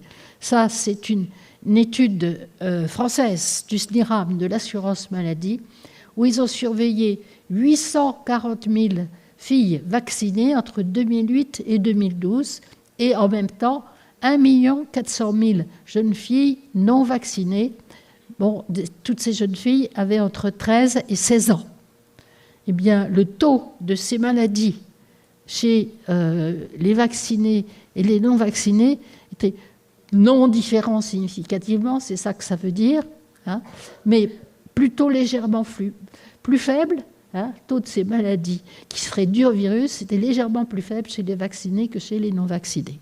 Donc, franchement, au point de vue, aucune évidence de maladie neurologique ou auto-immune n'a été prouvée. Les effets indésirables fréquents allégués contre les vaccins ne reposent sur aucun fondement scientifique. Pour ce vaccin, je parle. Malheureusement, ils ont un impact médiatique fort et pour conséquence, une couverture en France de 25%, ce qui est ridicule, car elle est certes efficace sur les 25%, mais totalement inefficace sur l'ensemble des jeunes. La France, dans ce domaine, est le dernier de la classe en Europe. Voici les taux de vaccination en Europe. Nous sommes là. Bravo. Nous sommes là.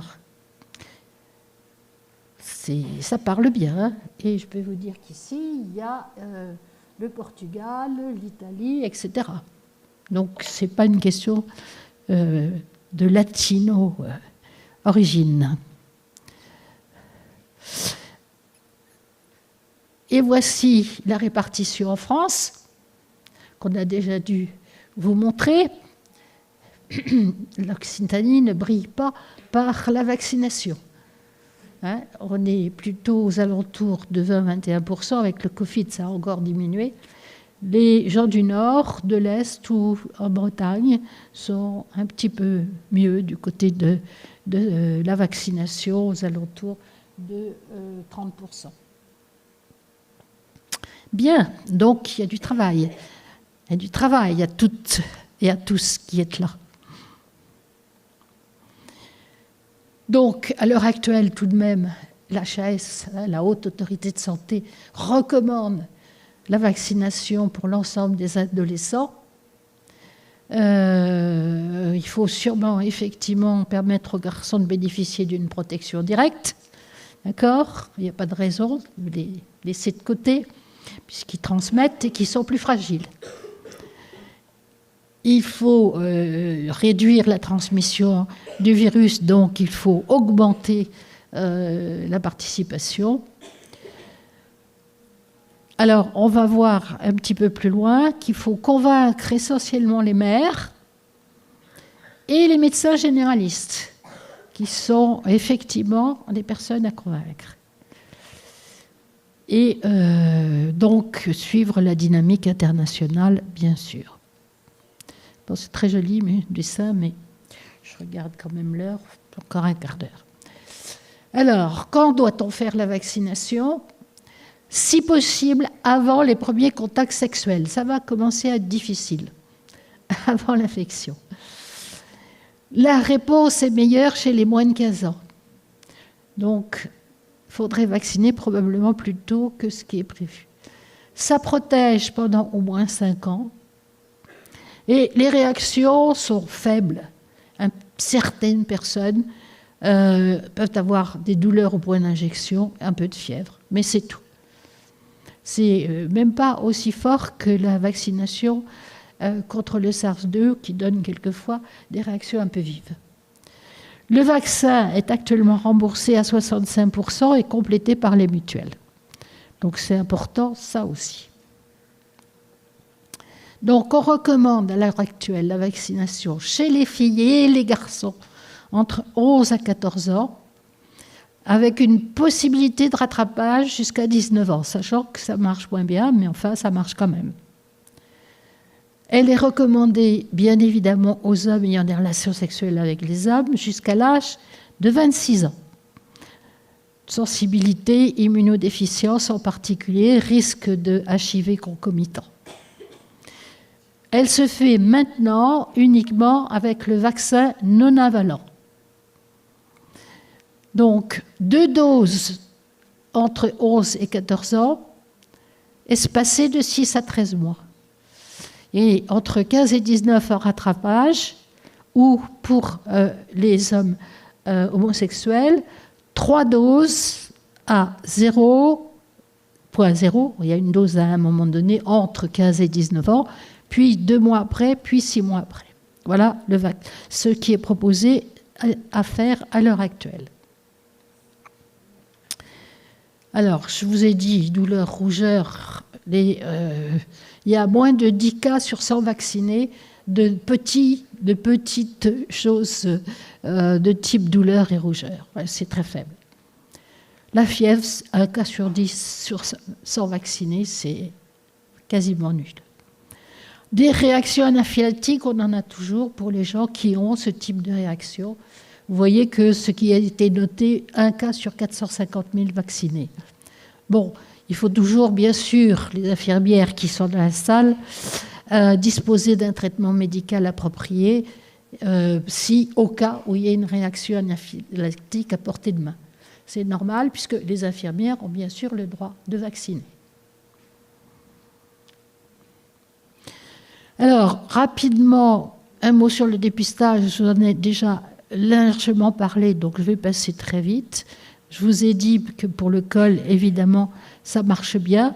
Donc, il faut qu'on arrive que ça se fasse aussi régulièrement et de façon plus systématique pour la vulve, le vagin et l'anus. Surtout pour l'anus, je le disais. Donc, le frottis, vous connaissez. Je vous rappelle qu'on recommande de le faire réaliser entre 25 et 65 ans. Et je pense qu'il faut probablement aller au-delà maintenant, de nos jours, avec une espérance de vie des femmes de 80 à quelques années. Chaque 3 ans, après 2 frottis normaux à 1 an d'intervalle. Ça, c'est le frottis, c'est le classique. Mais je voulais vous parler aussi qu'on pouvait, à l'heure actuelle, détecter ces fameuses HPV-HR. Mais la majorité des gens HPV+, ne développera pas de lésions. Mais on procède, et ça, ce qui est marqué là-dessus maintenant n'est plus bon, on procède à l'heure actuelle à des dépistages au lieu de faire de la cytologie, de faire en premier un test HPV. Si le test HPV est négatif, on peut simplement le refaire 5 ans après. Il n'y a rien besoin de faire plus. Donc c'est relativement simple et c'est maintenant un petit peu pratiqué dans certains pays. Si le test HPV est positif, il va falloir faire un frottis après. Donc c'est aussi une possibilité. Ce n'est pas ce qui est recommandé à l'heure actuelle en France, mais c'est une possibilité.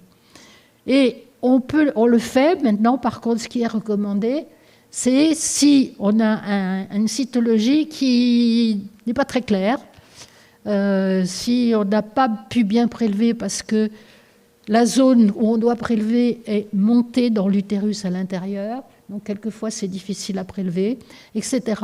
On peut compléter le frottis par un HPV. Si l'HPV est négatif, on est tranquille. Si l'HPV est positif, il faudra passer à un examen colposcopique. Le test HPV a des limites. Il y a tout de même un risque non négligeable de faux positifs. Mais certains pays ont adopté cette façon de faire. Un dépistage HPV d'abord. Ça évite comme ça de faire la cytologie sur tous les HPV négatifs.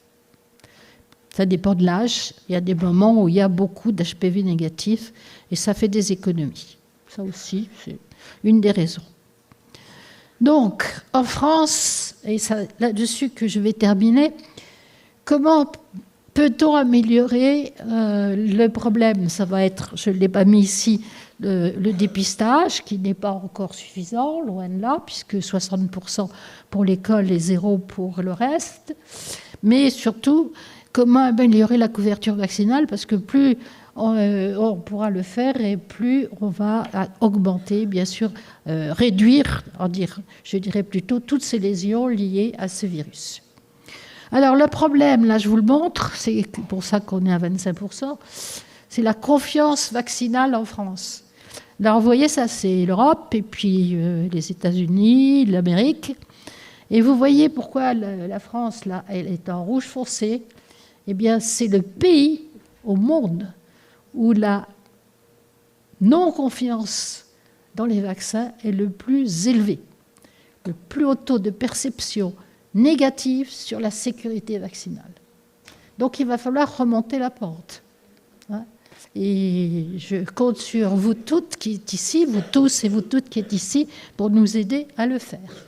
C'est capital. Et c'est dur.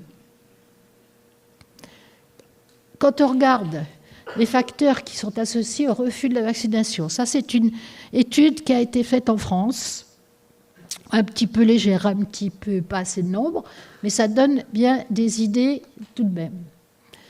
La non-recommandation du médecin, c'est un des points principaux, je vous le disais.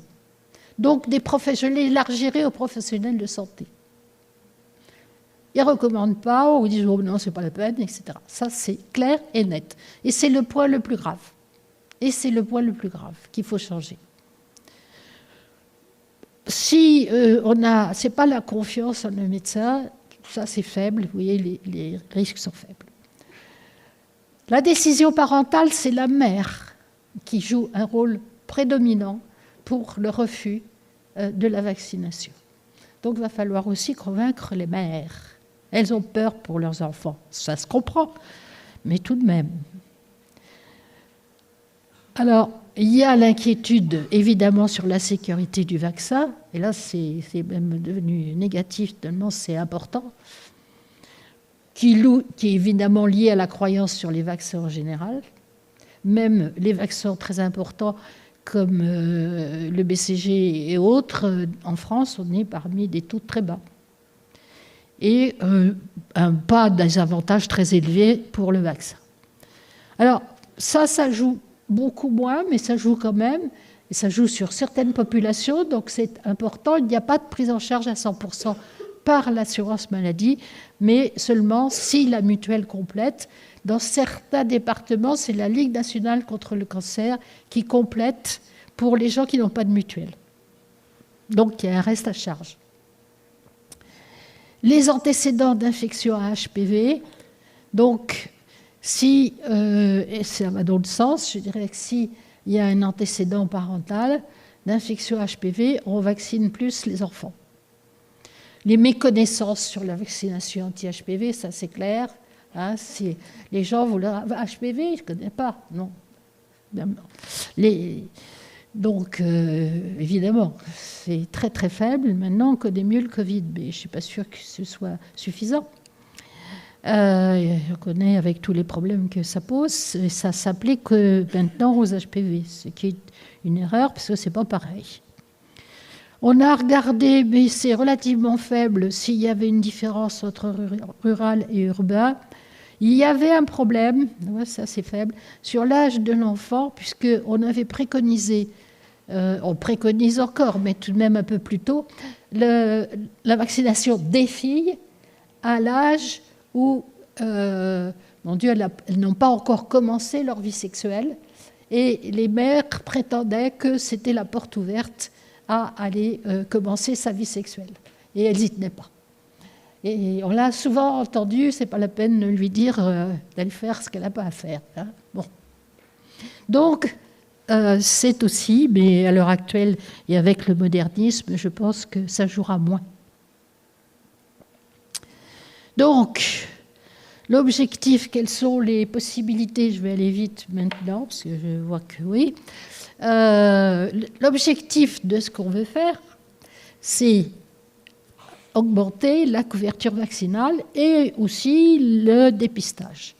Donc, il faut qu'on trouve un savoir-faire pour transférer le savoir que je viens de vous transférer, du moins je l'espère, ou au moins des choses nouvelles, et que vous devez transférer. Donc, il faut savoir transférer un savoir. C'est pas difficile pour obtenir un savoir-être. Ça, c'est l'éducation pour la santé. D'accord ? Donc, les moyens d'action qu'on va avoir, l'information, la communication. Alors là, on peut travailler, surtout avec les jeunes, sur les IST en général, et sur l'HPV, qui est une des plus fréquentes en particulier. Donc, travailler avec les jeunes, les infirmières qui deviendront des infirmières scolaires, elles ont du pain sur la planche pour ça, parce que les éducateurs et les enseignants sont un petit peu, on dirait en anglais, réluctants à parler de ces problèmes. L'éducation, là aussi, il faut arriver à convaincre nos collègues éducateurs, qu'ils soient enseignants ou éducateurs ailleurs, de parler, d'informer sur ces problèmes, donc d'être informés eux-mêmes. Pas toujours facile à obtenir. Et il faut, ce que j'appelle modifier l'environnement, c'est que la société elle-même et les diverses structures de la société qui s'occupent de la santé soient également probablement modifiées. Alors, les principes de base, ça, je vais passer assez vite, mais ça se comprend très bien. On doit, si on veut réussir à faire une approche globale, voir les virus, certes, mais l'ensemble des déterminants des cancers, par exemple, les moyens qu'on a, je vous les ai cités, c'est-à-dire les actions et les acteurs, qui peut le faire, quelles actions et qui peut le faire, et les milieux qu'on doit toucher, famille, culturelle, professionnelle, les populations. Donc tout ça, on doit le faire globalement et pas séparément, chacun de son côté. On doit mettre en concordance les déterminants de santé, les populations, les actions et les acteurs, et ça, c'est assez difficile. Ça ne veut pas changer. Ok. Ah oui, ça peut se faire comme ça, on va aller comme ça. Alors, important la multidisciplinarité, je vous ai dit, les professionnels de santé, les professionnels de l'éducation, mais aussi savoir passer les messages, donc l'appliquer aux sociaux, bien sûr les politiques pour modifier l'environnement et faciliter les jonctions entre tous ces acteurs de terrain et les chercheurs qui apportent des connaissances scientifiques. Et être cohérent, ça c'est hyper important. Une stratégie doit être cohérente. On doit, alors ça c'est un problème majeur à l'heure actuelle, éviter la désinformation, la diffusion de fausses informations, des ambiguïtés, comme il y en a eu tellement pour ce fameux Covid, et les controverses. Or, on n'a eu que ça pendant 2 ans. Clarifier le rôle des acteurs, qui fait quoi? Faciliter la compréhension et l'appropriation par tous. Ça, c'est ce que vous avez à faire, moi compris. Pour tout ça, c'est pas facile. Donc, la stratégie cohérente, c'est ça. Voilà. Ça qui est important. Si l'opinion publique et les normes sociales attribuent une valeur faible à un comportement particulier, la lutte contre celui-ci sera vaine. Ce qui veut dire que, outre tout ce que je vous ai dit, il y a une importance de convaincre l'opinion publique de l'importance de la vaccination, de l'innocuité de cette vaccination et du bien qu'elle peut apporter à la santé des gens. Il faut bien sûr évaluer ce qu'on fait. Ça c'est tout un cours que je pourrais vous faire sur l'évaluation. Donc, le problème de l'information qui est noyé dans un océan de désinformation. Je voulais vous montrer cette diapo-là parce que là, ça, j'ai trouvé ça dans un pays lointain qui est au Japon et où on a, vous voyez, c'est la Tour Eiffel, c'est Alain Delon, c'est des cigarettes, etc. C'est une pub pour les cigarettes. Donc, il n'y a pas très longtemps, où on utilise des tas d'autres choses pour faire passer le paquet de tabac. Bon, l'information, la communication, on vient d'en parler. Alors oui, ça c'est important. Il faut identifier les obstacles pour pouvoir faire une bonne information et surtout passer du contact à la conviction. Et ça, c'est pas évident parce qu'il y a bien sûr, vous le savez, une résistance au système d'information, la peur de la maladie, des gaps entre émetteurs et récepteurs, ça, il y en a beaucoup. Hein, est-ce qu'il y a un gap entre vous et moi? C'est bien possible. Trop d'informations contradictoires, pas d'adaptation. Ah oui, ça aussi, je trouve que c'est très important. L'adaptation des messages à l'audience. Moi, j'ai bien demandé aujourd'hui qui vous étiez pour essayer d'adapter au mieux mon discours. Parce que j'aurais pu parler beaucoup trop scientifiquement ou au contraire beaucoup trop à ras de terre. Donc il fallait être modéré dans les propos et qu'ils soient bons pour vous. Alors, manipulation contre les messages faux de santé, ça c'est aussi très important. Matraquage publicitaire, vous connaissez. Alors, il y a aussi des obstacles, ça c'était intrinsèque, extrinsèque. Les messages des scientifiques, on l'a bien vu, on a eu un très bel exemple avec le Covid, ne sont pas toujours basés sur des preuves. Il y a évidemment les épidémiologistes qui ont joué un grand rôle, mais peut-être qu'ils ne se sont pas rendus compte que l'épidémiologie, c'est la science de l'incertitude et qu'on ne peut pas donner des certitudes avec l'épidémiologie. Alors maintenant, ça commence, on entend dire c'est comme ça, peut-être comme ça peut changer, ça peut ceci, ça peut cela. Ben oui, l'épidémiologie, c'est la science de l'incertitude et des probabilités, et non pas d'être sûr de. Les intérêts économiques ou autres, hein, bien sûr, ça fait partie des obstacles. Et la médiatisation, qui est un vrai problème, parce que bien sûr, les médias, leur objectif à eux, c'est l'impact. Et pour avoir un impact et faire parler d'eux, c'est la recherche du scoop. Et là, donc, ils ne vérifient pas toujours. Enfin, il y a attention, il y a des informateurs, des journalistes, etc., qui sont très rigoureux, mais il y en a beaucoup qui ne le sont pas. Donc, qualité de l'information, je passe, je viens de vous en parler. Qui doit informer et comment? Alors ça, j'aime bien aussi cette diapo-là. Est-ce que ce sont les scientifiques? Est-ce que ce sont les médias? Est-ce que ce sont les gens de bonne volonté? Ou des professionnels en communication? Alors, je dis, moi, en tant que scientifique, que les communicants ne sont pas ceux, ce que je viens de vous dire, qui ont les meilleures connaissances scientifiques, mais les scientifiques ne sont pas les meilleurs pour informer les populations. hein. Quand j'entends quelques discours de scientifiques à la télévision, je suis un peu étonnée. Donc, tous ces personnes-là peuvent jouer un rôle s'ils cherchent à bien comprendre ce dont ils parlent et s'ils acceptent les règles du contrôle de qualité sur l'information. Ça, je pense que c'est aussi à mettre dans votre tête pour plus tard. Donc l'éducation, j'en ai parlé. Hein.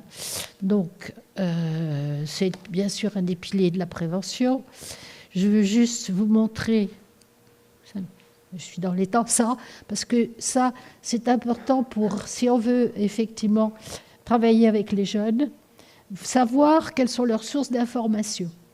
Ça, vous allez peut-être vous y retrouver, parce que vous étiez très jeune il y a quelque temps.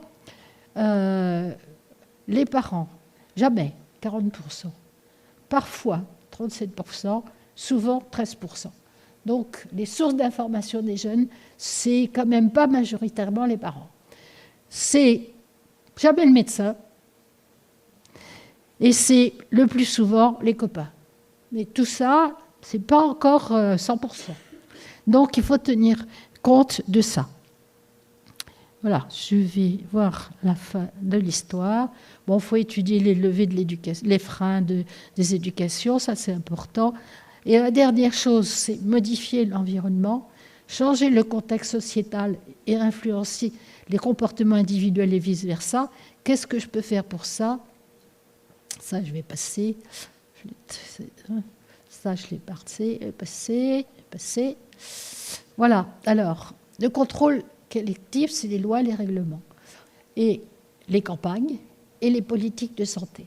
Je veux juste dire que les campagnes à large spectre de population ne sont utiles que si elles sont suivies par des opérations concernant des groupes spécifiques et soutenues par des mesures facilitant les actions. Je ne suis pas... je considère que les grandes campagnes à large spectre des populations ne sont pas très utiles. Le problème pour le contrôle collectif et les politiques de santé, c'est que les professionnels du domaine de la santé mettent du temps à changer leur mentalité sur un certain nombre de choses. Il faut les convaincre. Et il y a toujours des retards politiques pour diverses raisons dont je n'étalerai pas ici les trucs. Mais pour terminer quand même sur du positif, sur cette diapo, c'est quoi? C'est le tabac. Et c'est l'évolution de l'incidence des cancers du poumon selon le sexe en France. Vous avez en bleu, c'est celle qui est importante de voir, et l'âge. Voilà les cancers du poumon chez l'homme, bleu et vert, c'est les tranches d'âge, mais ça revient au même. Donc c'est les types histologiques. C'est la majorité des cancers du poumon diminue, l'incidence diminue, parce qu'on a réussi à diminuer le tabagisme masculin. Mais qu'est-ce qu'on a laissé du coup?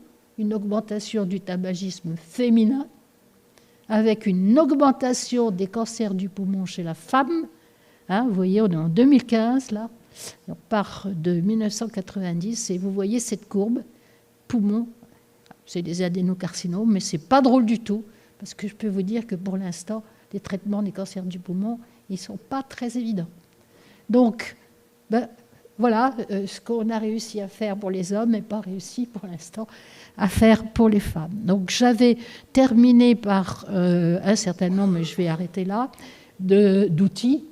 Là aussi, vous pourrez trouver dans, je pense, que je vous ferai passer si vous en avez besoin, où vous pouvez trouver des outils éducatifs comme des ressources utiles sur la vaccination, comme des vidéos, celles que je n'ai pas pu passer, comme des notions d'épidémiologie, ce n'est pas un mal. Et merci de votre attention. Et je vais passer aux questions. Je crois que j'ai 10 minutes encore pour les questions. Alors j'étais un peu vite pour certaines choses, mais... Alors si vous avez des questions... Est-ce qu'il y a des choses qui ne sont pas claires? Non, apparemment pas. Oui, là-bas, j'ai une question quand même. Merci. Oui, ça va.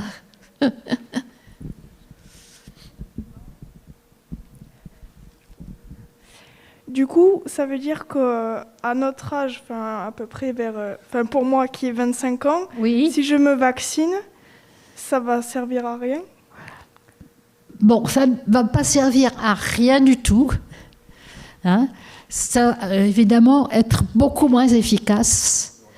Cependant, vous avez raison, c'est une excellente question.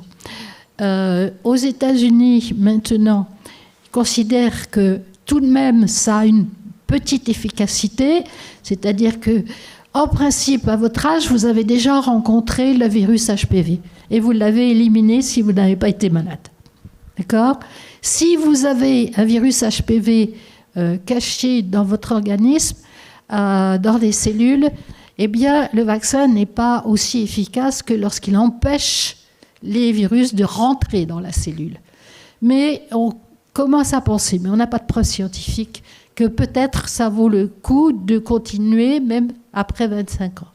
La seule chose que je vous ai montrée, rappelez-vous, c'est qu'après 25 ans, surtout après 35 ans, c'est pas du 16-18, mais comme le non-avalant maintenant contient aussi ceux qu'on va rencontrer après la ménopause, ça peut être utile. Mais là, je n'affirmerai rien.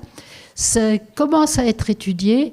Ce qui commence aussi à être étudié, ça c'est important, lorsqu'on a eu un HPV positif avec des lésions du col traitées et une conisation par exemple, ou pas de conisation, mais des lésions traitées, eh bien on pense que ça vaut le coup aussi de vacciner à ce moment-là. Ça veut dire que vous n'avez pas votre système immunitaire qui a repoussé effectivement le virus et que vous avez tendance à garder le virus dans vos cellules. Donc là aussi, mais tout ça, c'est pour la recherche actuelle.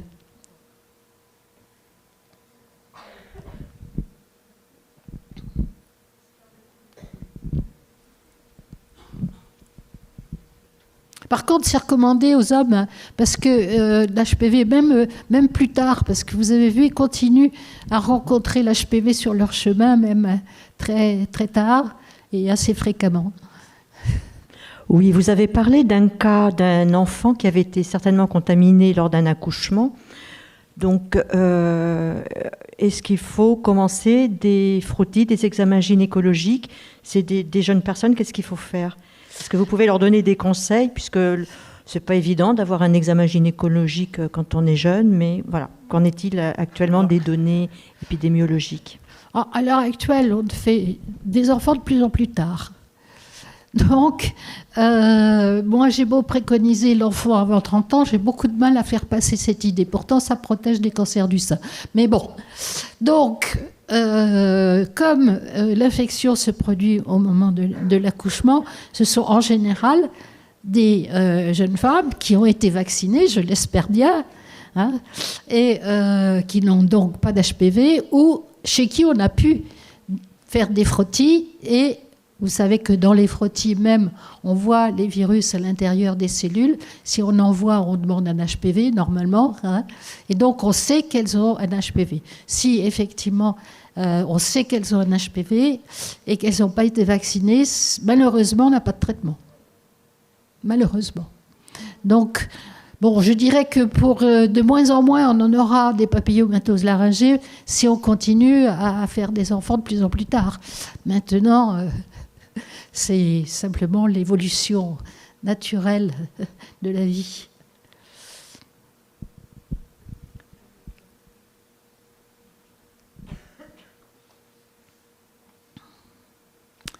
Je vais poser une question. Puisque, oui.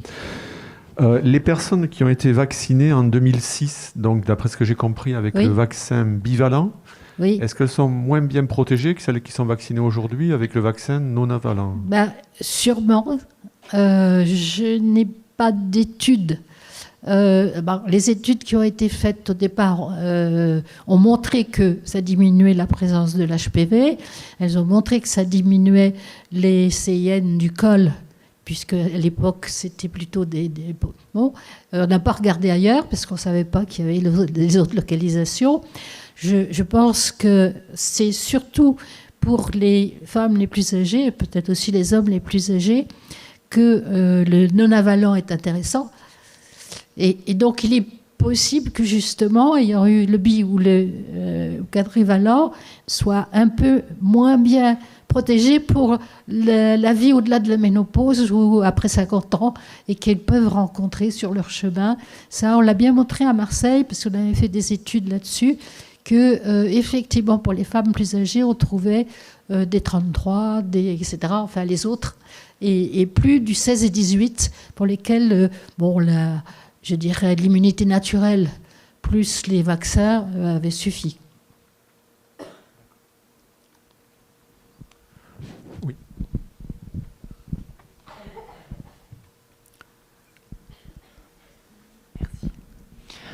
Comment vous faites les dépistages chez les garçons ?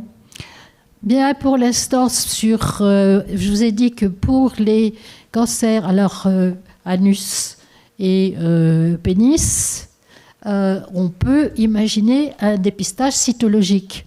Mais ce n'est pas encore organisé, je veux dire. Hein. Mais moi, je sais que j'ai eu des amis qui m'ont dit ma femme a un HPV. Ils étaient un peu inquiets. Je leur ai dit faites un prélèvement pénis et anus si vous le pensez nécessaire. Et on le fait. Et à ce moment-là, on dépiste en cherchant le virus. Hein, effectivement. Donc on cherche l'HPV chez les partenaires des gens qui ont effectivement un HPV. Il n'y a pas la cytologie pour l'instant qui est organisée, mais quand même si elle est organisée, ce sera plutôt une recherche HPV pour un partenaire. Bon, le pénis, s'il n'y a pas de lésion, on ne peut pas faire de cyto. Donc s'il y a une lésion, on fait une cyto. Il y a des verrues, des condylomes sur les pénis par contre. Hein. C'est pas mal. C'est aussi aussi ennuyeux que des condylomes de la vulve. Et de l'anus, qui existe aussi. C'est tout ? D'autres questions ? Bon. C'est clair ? Oui, il y en a une devant. Oula, j'ai peur. Pardon. Tout à l'heure, en fait, je ne sais pas si je me suis trompée ou pas, mais vous avez évoqué qu'il n'y avait pas de différence entre les filles vaccinées et les non vaccinées. C'est ça, par rapport à... Il n'y avait pas de... J'ai mal entendu. Il n'y avait pas de différence. Il y avait... je ne sais plus comment on dit. Sur la tolérance. Oui, voilà. Hein? Non, il n'y a pas de différence. On est maladies très rares. Elles sont très rares chez les vaccinés comme chez les non-vaccinés. Ça veut dire que le vaccin n'entraîne pas ces maladies. Okay. Hein, parce qu'on avait accusé le vaccin en particulier de maladies neurologiques graves et ça n'a pas, sur les millions de personnes chez qui on l'a vérifié, c'est pas vrai. Donc ça, c'est fact sheet. D'accord, merci. Ça y est, c'est clair comme ça. Oui, non, c'est important d'avoir bien compris ça.